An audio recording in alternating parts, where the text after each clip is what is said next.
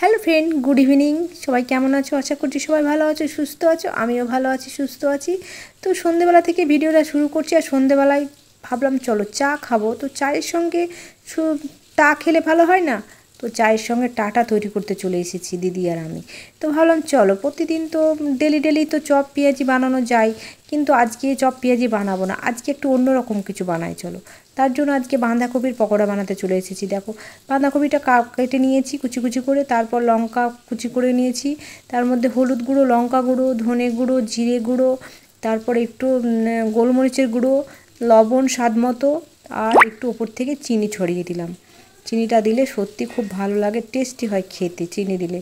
আর তোমার সত্যি কথায় খাবারে, তোমার যে কোনো খাবারেই বানানো খাবারে যদি একটু চিনি দেওয়া হয় না, স্বাদটাই অন্যরকম চলে আসে। তার মধ্যে দেখো একটু বেসন দিয়ে নিলাম, আর তারপরে দিলাম চালের গুঁড়ো। চালের গুঁড়ো দিলে খেতে খুব মুচমুচে হয় জিনিসটা। তো চলো ভালো করে মাখিয়ে নিই।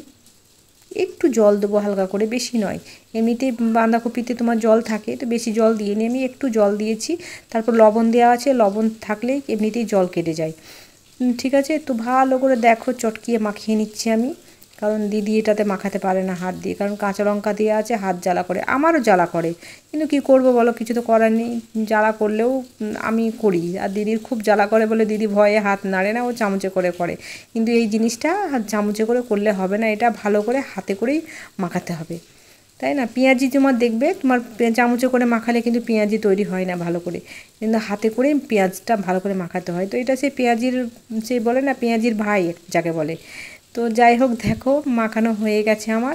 আর এদিকে দেখো চা হচ্ছে ইন্ডাকশানে, দিদি চা বসিয়ে দিয়েছে, একদিকে চা হচ্ছে। চাটার সঙ্গে সত্যি কথায় টা না হলে ভালো লাগে না।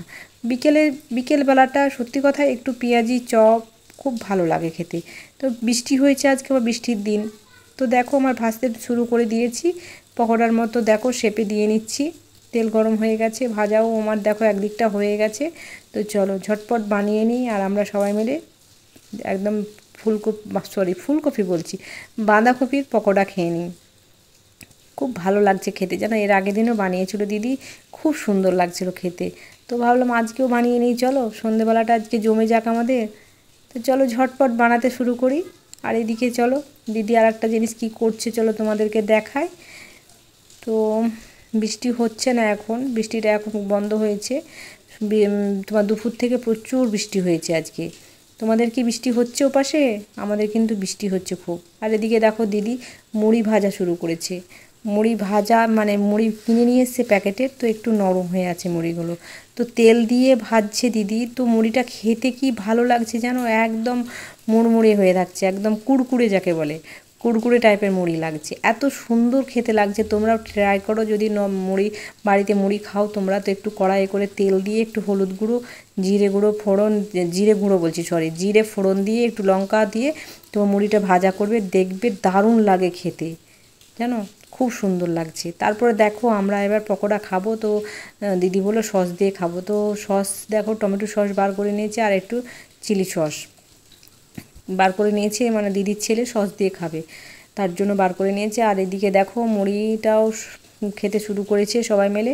তো সবাই মিলে একসঙ্গে আমরা খাবো সন্ধেবেলায়, আর সবাই মিলে একসঙ্গে খাওয়ার মজাটাই আলাদা, তাই না বলো? একসঙ্গে এক গামলায় মুড়ি বার করে এক বাটিতে কি ভালো লাগে খেতে, জানো সন্ধেবেলাটা যখন বাড়ি চলে যাই না, এই সবগুলো মিস করি খুব, সত্যি খুব মিস করি। তো চলো সন্ধেবেলায় জমিয়ে চা খাই নিই আমরা।